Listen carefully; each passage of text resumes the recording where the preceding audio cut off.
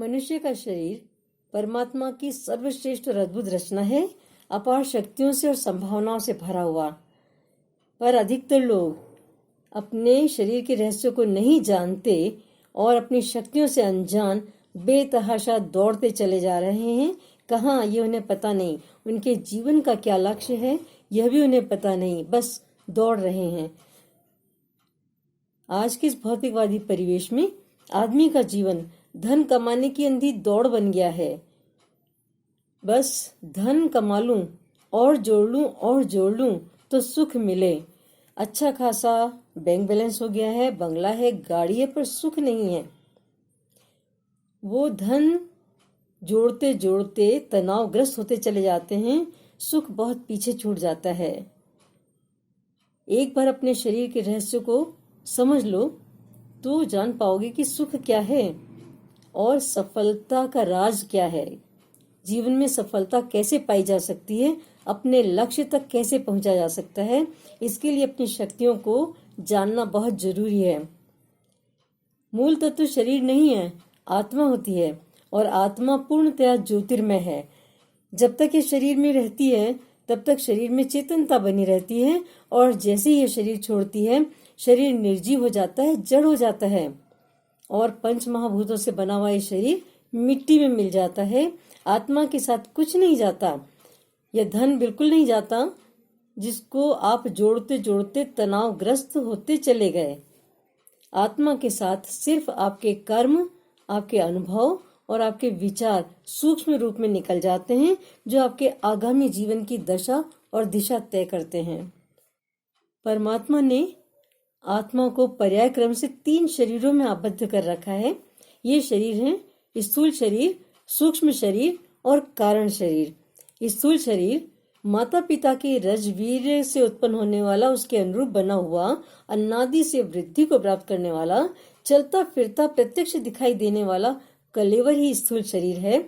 स्थूल शरीर में देह सबसे अहम तल होता है। दैहिक धरातल 5 ज्ञानेंद्रियों का और 5 कर्मेंद्रियों का समुच्चय होता है। 5 ज्ञानेंद्रियों में आंखों से हम प्रकृति की सतरंगी छटा को निहारते हैं, तो कानों से श्रवण का बोध होता है, त्वचा से स्पर्श का बोध होता है, नासिका से हम सूंघते हैं, सांस लेते हैं, तो जिह्वा से स्वाद का अनुभव होता है। और 5 कर्मेंद्रियों में हाथ, पैर, मुंह, गुदाद्वार और उपस्थ होते हैं। दैहिक धरातल बड़ा ही अनोखा और अपनेपन से आच्छादित रहता है। दैहिक धरातल में त्वचा के नीचे मांसपेशियां होती हैं और मांसपेशियों में रक्त वाहिनियों का और नाड़ियों का जाल होता है। मांसपेशियों से घिरे हुए भीतर की तरफ पाचन तंत्र, उत्सर्जन तंत्र, श्वसन तंत्र, रक्त परिवहन तंत्र, मस्तिष्क और नाड़ी तंत्र, स्नायु तंत्र, हड्डियां आदि, ये सब स्थूल शरीर के अंग प्रत्यंग होते हैं। स्थूल शरीर से हम सारे कार्य करते हैं, इसलिए स्थूल शरीर का विकास जरूरी है। इसका विकास संतुलित आहार विहार से और नियमित जीवन से होता है, आसन और प्राणायाम के अवलंबन से होता है। इससे भौतिक चेतना का उदय होता है, शरीर जो है सुदृढ़ रहता है और निरोगी रहता है। दूसरा शरीर है सूक्ष्म शरीर। सूक्ष्म शरीर जो है वो मन और बुद्धि के समन्वय से बनता है। सूक्ष्म शरीर जिस प्रकार स्थूल शरीर ठोस, द्रव्य और वाती 5 महाभूतों से बना होता है, सूक्ष्म शरीर भिन्न भिन्न सघनता की श्रेणी और कंपन की गति वाले सूक्ष्म द्रव्यों से बना होता है। इसका स्थान मस्तिष्क के सेरिब्रल कॉर्टेक्स में होता है और यह वहां पर अपने तत्संबंधी केंद्रों के द्वारा लगातार कार्य करता रहता है।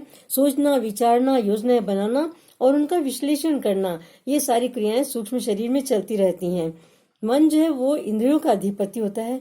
इंद्रियों से प्राप्त सूचना के अनुसार मन विचार करता है और इन विचारों को विश्लेषण के लिए बुद्धि के पास भेज देता है और बुद्धि उन विचारों का विश्लेषण करके पुनः उन विचारों को मन के पास भेज देती है।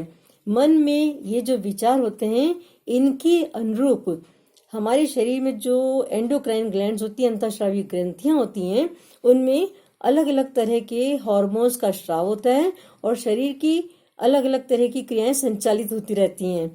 इस तरह से जो सूक्ष्म शरीर है वो स्थूल शरीर का नियंत्रक होता है, उसकी क्रियाओं का संचालक होता है। सूक्ष्म शरीर का विकास बहुत जरूरी है। मन का विकास सत्य से होता है और बुद्धि का विकास ज्ञान से होता है। बिना ज्ञान के विवेकहीन पुरुष अपने जीवन में कुछ नहीं कर पाता, अच्छे बुरे में भेद नहीं कर पाता।